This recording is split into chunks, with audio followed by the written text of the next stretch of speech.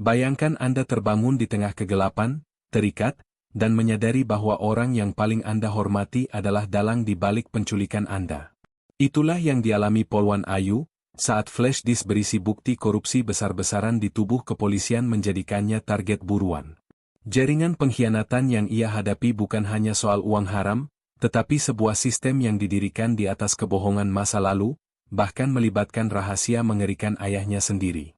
Di tengah hujan deras, di sebuah gudang tua yang busuk, pertaruhan hidupnya menjadi satu dengan seorang bocah pemulung, Raffi. Anak jalanan yang hanya mencari sisaan, tiba-tiba harus berhadapan langsung dengan komplotan perwira berdarah dingin. Mengapa bocah ini mempertaruhkan nyawanya? Dan apakah kebenaran yang dipegang Ayu layak ditukar dengan darah tak bersalah?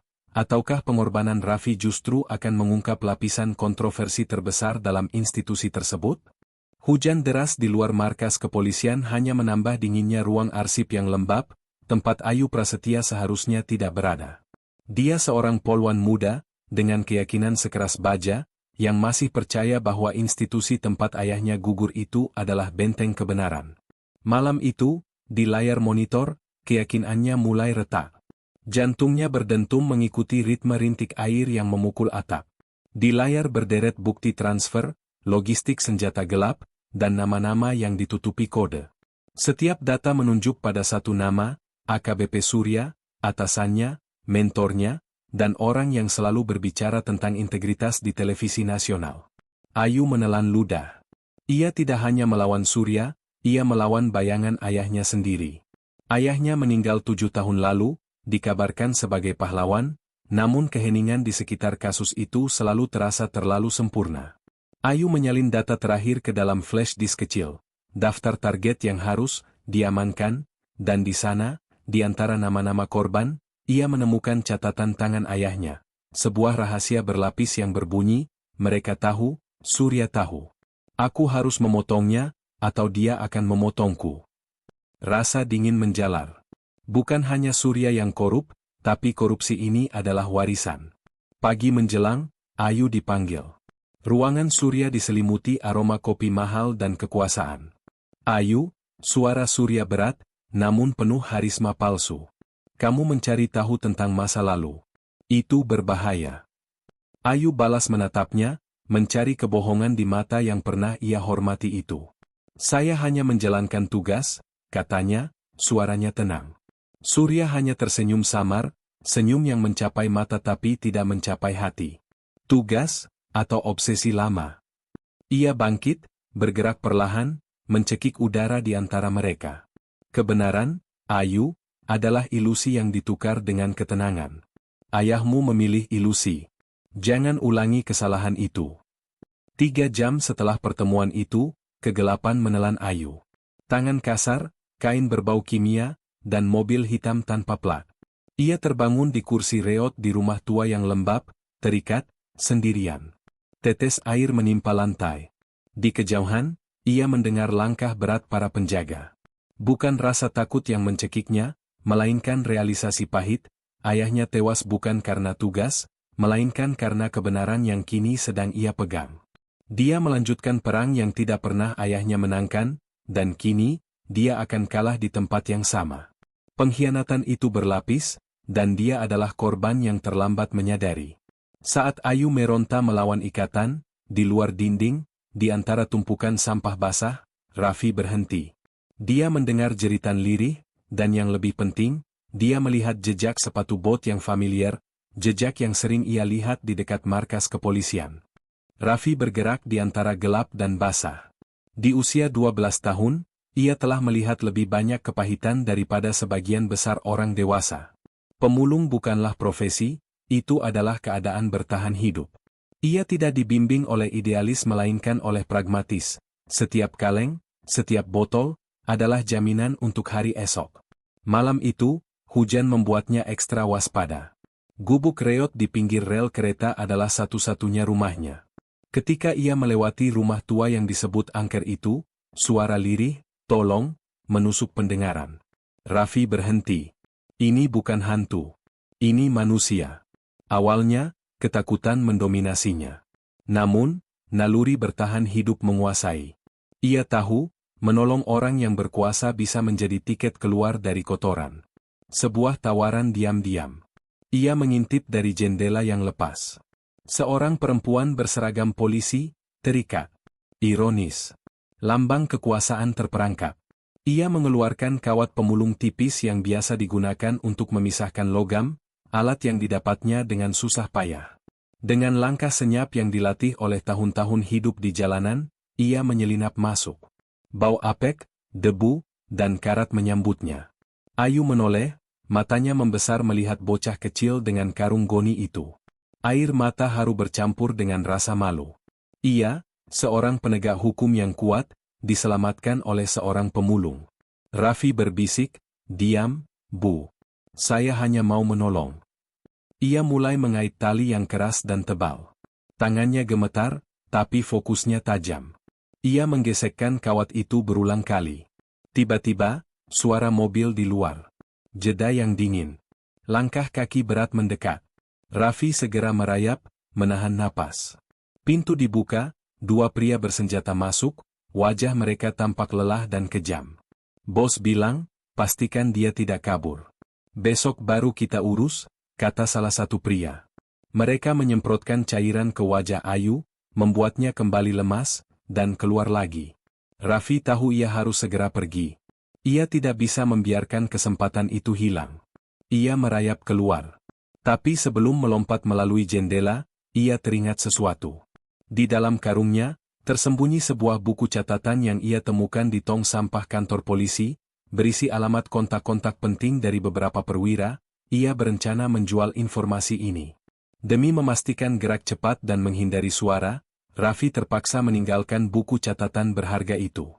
Ia menukarnya dengan nyawa. Saat berlari menjauhi rumah, di persimpangan jalan setapak, ia melihat siluet mobil hitam itu dan di sampingnya, seorang pria jangkung sedang merokok di bawah payung, menatap ke arah rumah. Pria itu, Andra, adalah petugas yang sering mengejar-ngejar Raffi dari lapaknya. Raffi membeku. Dia tahu salah satu pengejarnya. Dia tahu harga dari keberaniannya. Ia menelan ludah. Ini bukan lagi hanya tentang kaleng bekas, ini tentang pelarian yang akan mengubah hidupnya. Raffi berlari kembali ke rumah tua. Ia tidak bisa lari sendiri. Ia harus mengambil risiko terbesar, membangunkan Ayu, membebaskannya sepenuhnya, dan memaksanya melarikan diri ke dalam badai, tanpa janji atau imbalan, kecuali rasa lapar yang sama-sama mereka rasakan. Ayu terbangun oleh sentuhan dingin. "Raffi." Bocah itu berhasil membebaskan tangannya dan menyobek kain penutup mulutnya. "Kita harus lari, Bu. Sekarang." Ayu, meskipun lemah dan kesakitan, melihat ketegasan mutlak di mata kotor anak itu. Mereka merayap keluar, jatuh ke lumpur, dan berlari ke dalam hutan. Pelarian mereka adalah sebuah tarian antara kehidupan dan kematian di bawah hujan yang ganas. Di jembatan kayu yang reot, peluru menyala. "Dor." Ayu menarik Raffi saat papan di bawah kaki mereka pecah. Dua sosok yang berbeda, saling menopang. Tubuh kecil Raffi menuntun. Kekuatan tekad Ayu mendorong. Di gubuk reot tempat mereka bersembunyi, Ayu akhirnya bertanya, "Mengapa kamu membantuku, Raffi? Kamu mempertaruhkan hidupmu." Raffi menatapnya lurus. "Ibu sendirian. Sama seperti saya." Jawaban itu sederhana, tapi menyimpan kompleksitas jalanan. Ayu melihat kejujuran, tetapi juga melihat peluang. "Kalau kita selamat, Raffi," bisik Ayu, membalut luka Raffi. "Aku janji. Aku akan membawamu keluar dari sini. Sekolah, rumah, masa depan. Kamu tidak akan memulung lagi."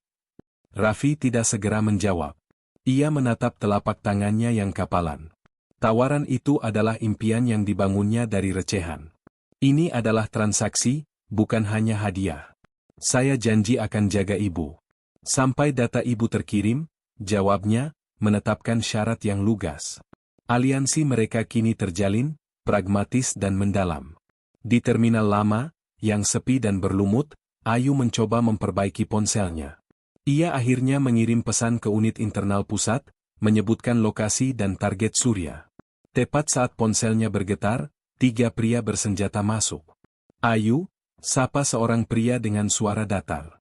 "Itu Andra, mantan rekan satu timnya. Wajahnya yang rapi tampak dingin. Aku kira kamu sudah tahu batasmu, Putri Timur. Panggilan itu, Putri Timur, adalah nama panggilan ayahnya. Rahasia berlapis itu kini mulai terkelupas. Jadi kamu bagian dari mereka, Andra, seru Ayu. Andra menghela napas. Aku bukan bagian dari Surya. Aku bagian dari sistem. Sistem yang ayahmu bantu bangun, dan yang kau coba hancurkan dengan idealismemu yang kekanak-kanakan. Kau pikir ayahmu pahlawan? Dia hanya perwira yang kalah taruhan. Kata-kata itu menghantam Ayu lebih keras daripada peluru. Ayahnya, seorang pahlawan, adalah seorang penjahat yang berkhianat. Kontroversi terbesar telah terungkap. Andra mengacungkan senjata. Serahkan flash disk itu, atau bocah di belakangmu akan menjadi martir pertamamu. Tapi Ayu tersenyum. Sinyal telah terkirim. Raffi melempar botol kaca yang ia temukan. Pecah, Ayu menarik Raffi, dan mereka berlari ke arah gudang arsip, tempat penyimpanan server cadangan. Mereka tidak hanya melarikan diri dari Surya, mereka melarikan diri dari kebenaran keluarga yang menghantui mereka. Perjalanan ke gudang arsip di perbukitan terasa seperti prosesi menuju penghakiman. Ayu terguncang oleh kata-kata Andra. Apakah perjuangannya hanya didasari kebohongan? Apakah ia mempertaruhkan Raffi demi membersihkan nama seorang pengkhianat? Bu, ibu baik-baik saja? Tanya Raffi, melihat wajah Ayu yang pucat. Ayu menatap bocah itu, yang kini menggenggam tangan besinya dengan erat. Aku harus tahu, Raffi. Aku harus tahu untuk siapa aku berjuang. Mereka tiba di gudang berkarat. Di dalam, Ayu menemukan ruang server lama, data arsip keamanan. Ia menyalakan komputer tua itu. Saat proses upload data cadangan dari flash disknya dimulai, Ayu mengakses file rahasia ayahnya. Ternyata, ayahnya memang terlibat, tetapi ayahnya adalah mata-mata yang mencoba memotong jalur distribusi senjata ilegal, jaringan yang dimulai oleh para perwira senior dan kini diwarisi Surya. Ayahnya dikhianati dan dibunuh, bukan karena kesalahannya, melainkan karena ia mencoba melakukan hal yang benar, terlambat. Pesan terakhir ayahnya di layar komputer, yang tidak sempat terkirim, berbunyi, jika kau membaca ini, putriku, lari. Kebenaran adalah api yang akan membakarmu dan semua yang kau sayangi. Jangan pernah berjuang untuk kebenaran, berjuanglah untuk hidup. Ayu memejamkan mata. Ayahnya, pada akhirnya, memilih kehidupan di atas idealismenya. Kontroversi itu menusuk, Ayu kini mempertanyakan apakah idealisme itu layak dibayar dengan darah. Tiba-tiba, suara mobil di luar. Bukan satu, tapi tiga. Cahaya sorot menembus celah-celah dinding. AKBP Surya telah melacak sinyal ponsel Ayu. Ayu, keluar. Aku yang membuat sistem ini dan aku pula yang akan menghapusmu darinya, teriak Surya dari luar. Proses pengiriman data baru mencapai 70%. Ayu menarik pistol kecil yang ia rebut saat penculikan. Ia menyuruh Raffi bersembunyi di balik meja besi. Jangan keluar. Suaranya memerintah, tetapi ada nada perpisahan. Pintu besi gudang jebol dengan suara keras. Surya masuk, diiringi 5 anak buah bersenjata. Surya berdiri di depan Ayu, tersenyum dingin. Kau melanggar perintah terakhir ayahmu. Begitu juga kau akan mati, memegang keyakinan bodohmu. Ayu mengangkat pistolnya, menembak lampu neon. Kegelapan menelan gudang. Dalam kekacauan asap, suara peluru, dan debu yang berterbangan, Raffi, di balik meja, melihat kabel listrik tergantung tepat di atas genangan air. Ia memegang sebatang besi karatan. Ia tidak akan lari. Ia telah memilih kebenarannya sendiri. Ia akan berjuang untuk wanita yang menjanjikannya masa depan, bukan karena ia anak yang baik, tetapi karena ia berhak atas masa depan itu. Pertarungan di dalam gudang arsip meledak dalam kegelapan yang kacau. Ayu bergerak cepat, menembak kabel listrik yang tergantung. Z, percikan api menyambar, menyetrum 2 penjaga yang berdiri di genangan air. Bau hangus menyengat. Ayu menggunakan kecerdasannya, bukan kekuatan mentahnya. Surya menembak. Dor, peluru itu menghantam bahu Ayu. Ia mengeram, ambruk, menjatuhkan pistolnya. Surya mendekat, menodongkan senjatanya ke kepala Ayu, wajahnya penuh amarah, namun di matanya terpancar kesedihan yang mengerikan. Kau ingin kebenaran? Ini kebenaranmu, Ayu, desis Surya. Kau dan ayahmu terlalu naif. Kami melindungi stabilitas, menjaga agar negara ini tidak runtuh dalam idealismemu yang busuk. Kami adalah tembok busuk yang menahan banjir. Idealismemu adalah bunuh diri. Dia tidak meminta maaf. Dia percaya dia benar. Ini adalah puncak kontroversi, kejahatan yang membenarkan dirinya demi kebaikan yang lebih besar. Saat Surya siap menarik pelatuk, bang, sebatang besi karatan menghantam kepala Surya dari samping. Raffi muncul dari balik meja, wajahnya penuh tekad murni yang bercampur dengan rasa takut. Jangan sakiti Ibu Ayu, teriaknya. Surya mendorong Raffi hingga jatuh, tetapi momen itu sudah cukup. Ting! Dari komputer tua, sebuah notifikasi terdengar, 100% data berhasil terkirim. Ayu tersenyum lemah. Sudah selesai, Surya. Surya panik, menoleh ke komputer. Pada saat itu, suara sirine polisi terdengar dari kejauhan. Wiu-wiu, tim internal yang dipanggil Ayu telah tiba, mengepung gudang. Surya mencoba melarikan diri, tetapi petugas berseragam datang, dipimpin oleh seorang perwira perempuan, yang menodongkan senjata ke arahnya. Letakkan senjatamu, Surya. Semua bukti sudah ada di tangan kami. Surya menatap Ayu dengan tatapan benci, seorang pahlawan yang dikalahkan oleh idealismenya sendiri dan seorang bocah pemulung. Ia diborgol. Raffi berlari ke arah Ayu, menangis, memeluknya erat. Ibu, jangan tinggalkan saya. Ayu mengusap rambutnya, air mata bercampur darah dan debu. Kamu penyelamatku, Raffi. Terima kasih. 2 minggu kemudian. Ayu, masih dibalut perban, tersenyum melihat Raffi yang kini mengenakan seragam sekolah yang bersih. Tidak ada lagi karung goni. Setelah proses panjang dan rumit, Ayu secara resmi mengadopsi Raffi. Aku ingin kamu sekolah, Raffi. Aku ingin kamu punya semua yang tidak bisa aku punya, ketenangan, kata Ayu. Saya janji akan jadi anak baik, jawab Raffi. 6 tahun berlalu. Lapangan upacara di Akademi Militer. Taruna Raffi Arya Pratama berdiri tegak. Ia lulus sebagai lulusan terbaik. Di tribun, Ayu, yang kini dipromosikan, menatapnya dengan bangga, air mata di pelupuk matanya. Raffi menghampirinya setelah upacara.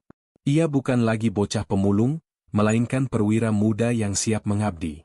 Dulu, ibu yang saya selamatkan. Sekarang, giliran saya yang akan menjaga ibu dan sistem ini.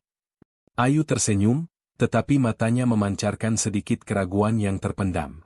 Raffi telah mendapatkan masa depan yang diimpikannya, namun ia mendapatkannya dengan memasuki sistem yang hampir membunuh Ayu. Kontroversi itu abadi. Apakah kebenaran Ayu menang, atau hanya Surya yang tersingkir dan digantikan oleh generasi baru yang terperangkap dalam lingkaran kekuasaan yang sama? Raffi, yang keluar dari lumpur, kini berdiri di atas mimbar, sebuah pahlawan yang lahir dari pengorbanan, tetapi kini bersumpah setia pada institusi yang terus-menerus memakan anak-anaknya sendiri. Dan begitulah akhir kisah perjuangan Polwan Ayu dan Raffi, sebuah aliansi yang lahir dari lumpur pengkhianatan. Ayu berhasil mengungkap kebenaran yang pahit, membersihkan nama ayahnya, dan menumbangkan AKBP Surya. Sementara Raffi, sang penyelamat, tidak lagi menjadi pemulung, melainkan mendapatkan masa depan cerah, bahkan berdiri tegak sebagai perwira muda yang menjunjung idealisme. Kisah ini mengajarkan kita bahwa keberanian sejati tidak selalu datang dari seragam dan kekuasaan, melainkan seringkali muncul dari hati tulus yang paling kecil dan terpinggirkan. Kebaikan kecil, meskipun penuh risiko, mampu mengubah takdir, mengalahkan sistem yang paling korup sekalipun, dan melahirkan harapan baru.